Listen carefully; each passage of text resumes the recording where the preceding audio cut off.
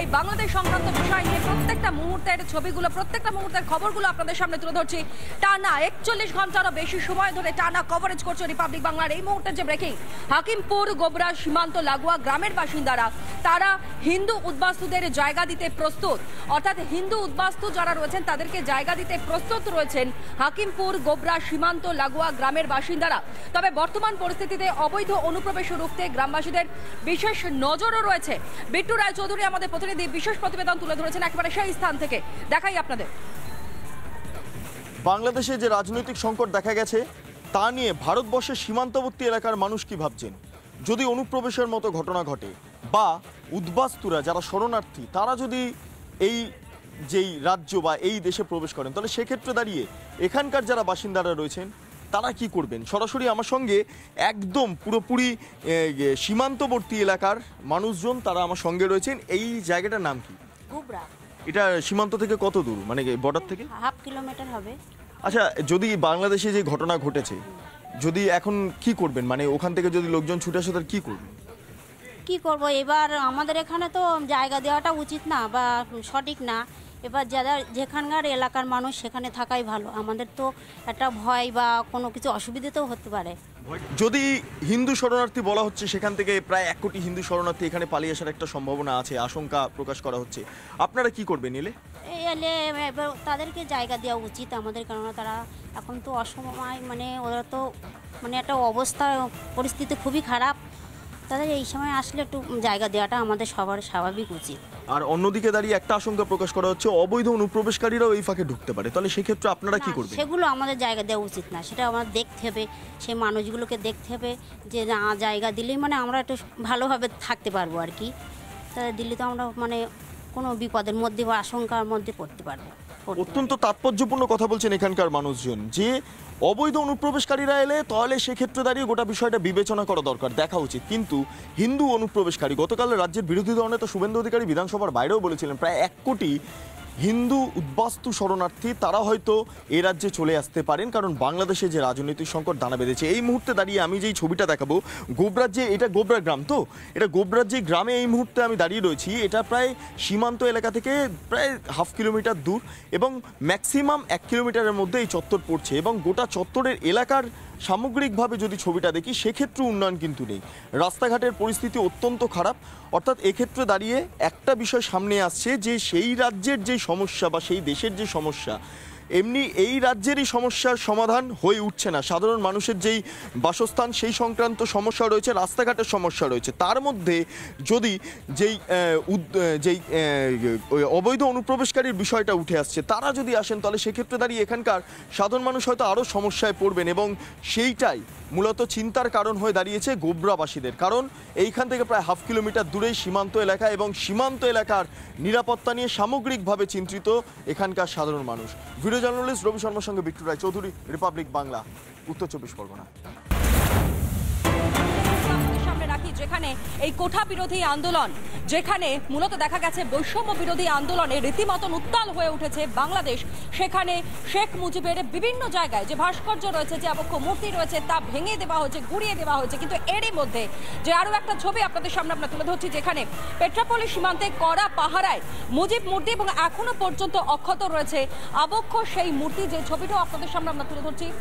সরাসরি টিটপ আমাদের প্রতিনিধি এই মুহূর্তে পেট্রাপোল সীমান্ত থেকে আমাদের সঙ্গে রয়েছে। টিটপ, এই মুহূর্তে সেখানকার নজরদারি, সেখানকার যে ছবিটা আমরা দেখতে পাচ্ছি, সেই ছবির দিকে আমরা নজর রাখবো। কিন্তু তারই মধ্যে যেমনটা আপনাদের সামনে আমরা তুলে ধরছি, দেখতেই পাচ্ছেন একদিকে কঠোর নিরাপত্তা ব্যবস্থা এবং কঠোর নিরাপত্তার মধ্যেই কিন্তু সেই মূর্তির ওপর কোনো না আঁচ পড়ে সেই ব্যবস্থা, এবং সেই দিকেও কিন্তু নজর রেখেছে বর্ডার সিকিউরিটি ফোর্স। এবং তারই সঙ্গে চেকিং চলছে, যে ছবি আপনারা দেখতে পাচ্ছেন, অর্থাৎ ওপার বাংলা থেকে যদি কেউ এপার বাংলায় আসে অথবা এপার বাংলা থেকে ওপার বাংলায় যায়, তাদের সচিত্র পরিচয়পত্র এবং একই সঙ্গে যেভাবে চেকিং করা হচ্ছে বর্ডার সিকিউরিটি ফোর্সের তৎপরতা, সেই তৎপরতার ছবি নজরে আসছে। একেবারে এক্সক্লুসিভ সেই ছবি আপনাদের সামনে আমরা তুলে ধরছি পেট্রাপোলি সীমান্তের। স্থল বাণিজ্যের ক্ষেত্রে পেট্রাপোলের সীমান্তের দিকে নজর থাকে। বারংবার আমরা দেখেছি যে প্রত্যেকটা দিন নিত্যদিন ব্যবসা বাণিজ্যের ক্ষেত্রে দাঁড়িয়ে আমদানি রপ্তানির ওপর যেভাবে এই পেট্রাপোলের সীমান্তে একটা চাপ থাকে, আজ এবং গতকালও আমরা দেখেছি যে কোথাও হলে তা কিন্তু ম্লান, সেই ছবি নজরে পড়েনি। কিন্তু যারা এই মুহূর্তে এই পেট্রাপোলের সীমান্তের ওপর দিয়ে যাতায়াত করবার জন্য গিয়েছেন, বিএসএফ এর তরফ থেকে বিশেষ নজরদারি চালানো হচ্ছে এবং নাকা তল্লাশি চলছে। এই মুহূর্তে সেই ছবিটাই আপনাদের সামনে তুলে ধরছে। আশঙ্কার মেঘ যতই ঘনীভূত হচ্ছে ততই যেন নিরাপত্তা ব্যবস্থা এবং একই সঙ্গে বর্ডারের যারা সিকিউরিটি ফোর্সের রয়েছেন, জওয়ানরা রয়েছেন, তাদেরও তৎপরতা এই মুহূর্তে নজরে আসছে। আর এরই মধ্যে আপনাদেরকে আমরা এই ব্রেকিংও দিয়েছিলাম যে মূলত এই বিএসএফ এর যিনি ডিজি, তিনি আজ পেট্রাপোলের সীমান্তে যাওয়ারও কথা, একই সঙ্গে বৈঠকও করার কথা রয়েছে। এবং তার আগের যে ছবিটা আপনাদের সামনে আমরা তুলে ধরছি, পেট্রাপোলে এখনো অক্ষত রয়েছে বঙ্গবন্ধুর যে আবক্ষ মূর্তি, সেই মূর্তি, পাশাপাশি চলছে তল্লাশিও। ঠিক তার পাশের ছবি আপনাদেরকে দেখাচ্ছি, যেখানে গতকাল দেখেছি কি বর্বরতার ছবি ধরা পড়েছে, যেখানে শেখ মুজিবের আবক্ষ মূর্তি কিভাবে হাতুড়ে দিয়ে আঘাত করে করে ভাঙা হয়েছে। বাসিন্দারা কি বলছেন বাংলাদেশের, একবার আপনাদের সামনে সেই বক্তব্য তুলে ধরি, শুনুন। ভাঙচুর অন্য জায়গায় আমাদের গ্রামে হয়নি ভাঙচুর। আচ্ছা, আর কোনো ওখানে যে হিন্দু পরিবার আছে তাদের কি কোনো খবর পেয়েছেন আপনি? হ্যাঁ, হুমকি দিয়েছে, সবার হুমকি দিয়েছে সবাই, যে বাড়িতে কোথাও বেরিয়ে না, যার বাড়ি সবাই থাকতে হবে।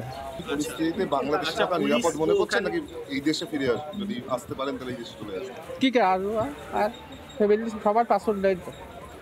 আপনার পাসপোর্ট আছে তো? আছে। পাসপোর্টটা একটু দেখাবেন দাদা। কতটা আতঙ্কে আছেন?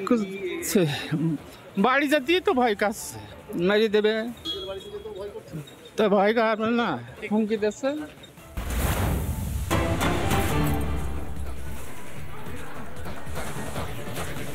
জিরো পয়েন্টে কড়া নজরদারি, কড়া ব্যবস্থাপনা ইতিমধ্যে গ্রহণ করা হয়েছে। তারই মধ্যে আপনাদেরকে যেমনটা জানালাম যে এই পেট্রাপোলের সীমান্তেই কিন্তু আজ বিএসএফ এর ডিজি তিনি যাবেন, বৈঠক করবেন।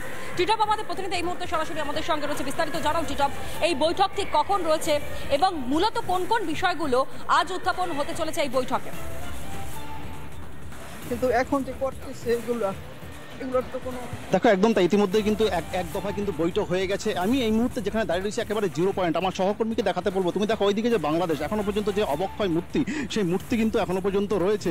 স্বাভাবিকভাবে এখানকার যারা অর্থাৎ যারা ভারতের যারা জওয়ান যারা রয়েছেন বিএসএফ এর, তারা কিন্তু তা কার্যত একেবারে অক্ষত অবস্থা রেখেছে। একজন বাংলাদেশের নাগরিক রয়েছেন, তিনি তার সাথে একটু কথা বলার চেষ্টা করবো। যাবো বরিশালের জালকাঠি যাব। পরিস্থিতি মানে শুনতেছি খুবই খারাপ। মনে হচ্ছে আপনি ৭১-এর যুদ্ধ দেখেছেন? ছোট আমি তখন দেখেছি, আবার এই ২০২৪-এর যুদ্ধ। তখন তো আমরা তো হিন্দুদের আশ্রয় দিয়েছি, আমাদের বাসায় ছিল বড় বড় যে মেয়েরা, কিন্তু এখন যে তালাই বুড়াই আমাদেরও দিচ্ছে, শুধু হিন্দুদের না আমাদেরও দিচ্ছে। হ্যাঁ, কতটা আতঙ্কে রয়েছে? হ্যাঁ, অনেক আতঙ্ক বলতে পারতে। মনে হচ্ছে আপনার চোখে জল, আপনি কান্না করছেন এই বয়সে এসে। বাংলাদেশের যে পরিস্থিতি, এই বয়সে কান্না করতে হচ্ছে দেশের জন্য। এই রকমের স্বাধীনতা আমরা চাই না, এই রকমের হবে আমাদের দেশে আর শান্তি আসবে না। আমাদের দেশ শেষ। আমাদের প্রধানমন্ত্রী যা করেছে আর ভবিষ্যতে কেউ করবে এরকমের আশা করি না, আর হবে না, এই শেষ। আজ এই বয়সে এসে আপনি ৭১-এর যুদ্ধ দেখেছেন, ছোট থাকলেও ২৪-এ এসে ২০২৪ সাল, আজকে আপনার চোখে জল, আপনি কান্না করছেন দেশের জন্য। অথচ দেশ তো উত্তাল, মানুষ বারবার করে যেভাবে জ্বালাচ্ছে বিভিন্ন জায়গায় অগ্নিকর্ম। হ্যাঁ হ্যাঁ, আমাদের এলাকার হচ্ছে। শান্তি চাচ্ছি, সবাই মিলেমিশে থাকবো, যে রাজনীতির এই দ্বন্দ্ব চাচ্ছি না। এই দ্বন্দ্ব আমরা চাচ্ছি না, যে মেরে ফেলবে একদল আরেক দলকে মেরে ফেলবে, এটা চাচ্ছি না। সবাই মিলেমিশে থাকবো। এখন আওয়ামী লীগ করছে এই জন্য তারা মানুষ না, তাদের মেরে ফেলবে, এটা কথা। তাদের বাড়িঘর জ্বালাই দিচ্ছে, তাদের ঘরে আগুন দিচ্ছে, ফেলছে, লুটপাট করছে, এগুলো চাচ্ছি না। শান্তি চাচ্ছি, শান্তি। একেবারে অর্থাৎ যে শান্তি চাইছে, অর্থাৎ যেইভাবে যেই পরিস্থিতি বাংলাদেশ ফিরে যাচ্ছেন, তারা কান্না করছেন। এক ভদ্রমহিলা তিনি বলছেন তিনি ৭১-এর তিনি যুদ্ধ দেখেছিলেন। নজর রাখো, আমরা প্রতি মুহূর্তে সেই ছবির দিকে তাকাচ্ছি। অন্যদিকে কিভাবে চোখের জল পড়ছে বাংলাদেশের বাসিন্দারা, তারা কিভাবে আতঙ্কের মধ্যে রয়েছেন সেটাই কিন্তু স্পষ্ট করলেন যিনি বক্তব্য রাখছিলেন। সত্যি মর্মান্তিক একটা পরিস্থিতি এবং সেই মর্মান্তিক ছবিটাই যেন আজ গোটা দেশের মানুষকে একেবারে খাদের কিনারা এনে দাঁড় করিয়েছে।